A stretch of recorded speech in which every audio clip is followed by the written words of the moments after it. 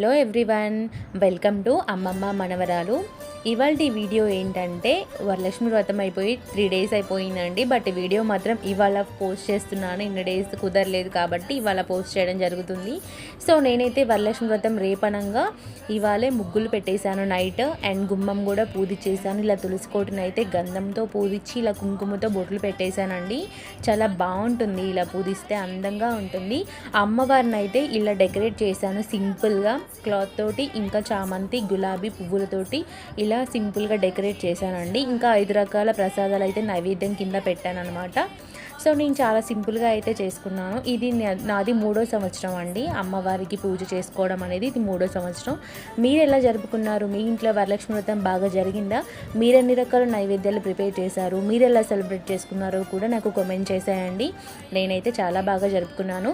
నచ్చితే లైక్ చేయండి, షేర్ చేయండి, సబ్స్క్రైబ్ కూడా చేయండి. Thank you.